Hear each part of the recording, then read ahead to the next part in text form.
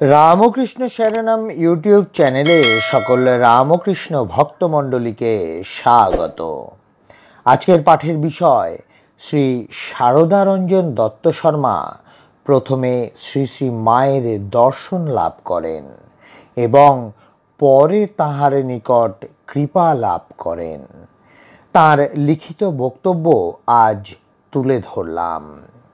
জননীং শারদাং দেবীং রামকৃষ্ণম জগদ্গুরুম পাদপদ্মে তয়ো শ্রিত্বা প্রণমামি মুহুর্মুহুঃ। ইংরেজি 1912 সালের ফেব্রুয়ারি কি মার্চ মাসের এক রাত্রিতে আমার মাথা ধরে। আমি নিজে বিছানায় শুইয়া কিছুক্ষণ পরে ঘুমাইয়া পড়ি। উক্ত ঘরের অন্যান্য ছেলেরাও কিছু দূরে দূরে নিজ নিজ শয্যায় ঘুমাইয়াছিল। উক্ত ঘরটি যথেষ্ট বড় ছিল। রাত্রি প্রায় 2টার সময় হঠাৎ আমার ঘুম ভাঙিয়া যায় এবং আমার মনে হয় যেন একটি মাতৃমূর্তি আমার শিয়রে বসিয়া আমার দিকে নিশ্চলভাবে তাকাইয়া রহিয়াছেন। ঘরে আলো না থাকিলেও রাত্রি বোধহয় সম্পূর্ণ অন্ধকার ছিল না। আমি শয্যা হইতে লাফাইয়া উঠিয়া বৈদ্যুতিক আলো জ্বালিয়া ঘরে আমরা 4 জন ব্যতীত অন্য কাহাকেও দেখিতে পাইলাম না। ইহাতে আমার বিস্ময়ের সীমা রহিল না। পরদিন বিকালে কলেজ হইতে আসিয়া ভক্তবর চন্দ্রাকান্ত ঘোষ মহাশয়ের বাড়িতে যাই। হাত পা ও মুখ ধুইয়া তাহার ঠাকুর ঘরে বসি। ঠাকুর ঘরে বসিয়া দেখিলাম উহাতে নানা দেবদেবী ও মহাপুরুষদের ছবি সাজানো রহিয়াছে। ঠাকুর শ্রী রামকৃষ্ণের ছবি ঠিক মধ্যস্থলে পূজার স্থানে রহিয়াছে। আশ্চর্যের বিষয় এই যে পূর্বরাত্রে যেই মাতৃমূর্তিটি আমার শিহরে বসা দেখিয়াছিলাম ঠিক সেই রকম একখানা ছবি পার্শ্বেই বসানো রহিয়াছে দেখিতে পাইলাম। ইনি কে জিজ্ঞাসা করাতে ভক্তবর চন্দ্রাকান্ত বলিলেন, শ্রী মা। ঠাকুর বিয়ে করেছিলেন জানো? এই ফটোখানা সিস্টার নিবেদিতা তুলিয়াছিলেন অনেক বছর আগে।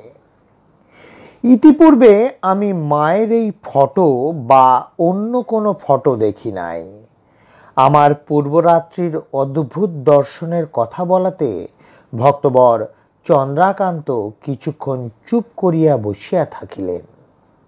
তারপর তৎপর হইয়া বলিলেন, দেখো শ্রী শ্রী মা এখনো দেহে আছেন। এখন তিনি কলকাতায় আছেন। তুমি তার সঙ্গে দেখা করো। আমার মনে হয় তুমি মায়ের চিহ্নিত সন্তান এবং তোমার সময় হয়েছে। তিনি তোমায় ডাকছেন। ইহা শুনিয়া আমি যেন শিহরিয়া উঠিলাম। বলিলাম, যদি জিজ্ঞেস করেন কেন এসেছ? তিনি বলিলেন, কিছু বলতে হবে না, মা সবই জানেন, তিনিই তো সব করাচ্ছেন। ইংরেজি 1912 সালের 21শে এপ্রিল রবিবার বাগবাজারের শ্রী শ্রী মায়ের বাড়িতে উপস্থিত হইয়া আমার দাদা ও আমি প্রথমে নিচের ঘরে অপেক্ষা করিতে থাকি। আরও অনেক ভক্ত মাকে প্রণাম করিবার জন্য সমবেত হইয়াছিলেন। শ্রীযুক্ত শারদানন্দ স্বামী বলিতেছিলেন, মার দেহ এখন বড় খারাপ যাচ্ছে। এখন আর কাকেও দীক্ষা দেন না। দীক্ষা দিয়ে দিয়েই মা অসুস্থ হয়ে পড়েছেন। দেখো তোমরা যেন কেউ মাকে এখন দীক্ষা টিক্ষার কথা বলে কষ্ট দিও না।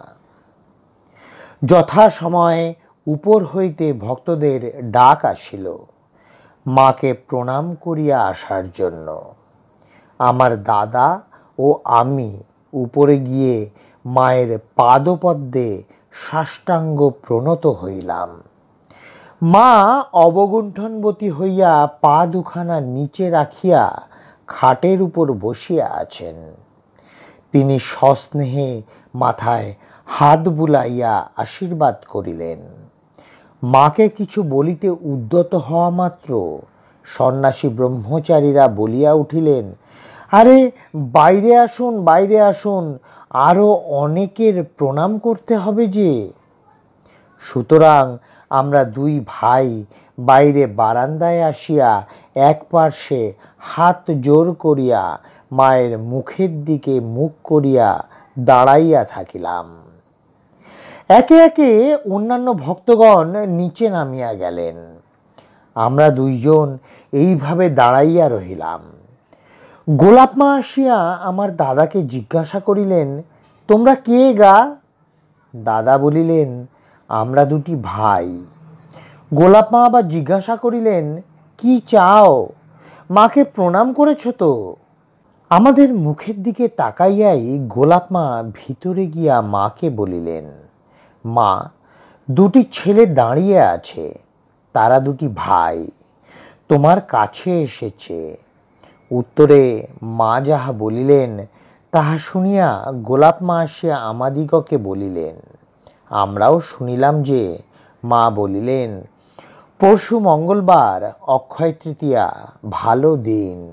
ছেলে দুটিকে বলো সেদিন যেন প্রাতে গঙ্গা স্নান করে এখানে আমার কাছে আসে। ইংরেজি 1912 সালের 23শে এপ্রিল, বাংলা 1319 সালের 10ই বৈশাখ, মঙ্গলবার অক্ষয় তৃতীয়ার দিন প্রাতঃকালে বাগবাজার মঠে অর্থাৎ মায়ের বাড়িতে শ্রী শ্রী মা আমাদের দুই ভাইকে দীক্ষাদান করিয়া শ্রী পাদপদ্মে আশ্রয় দেন।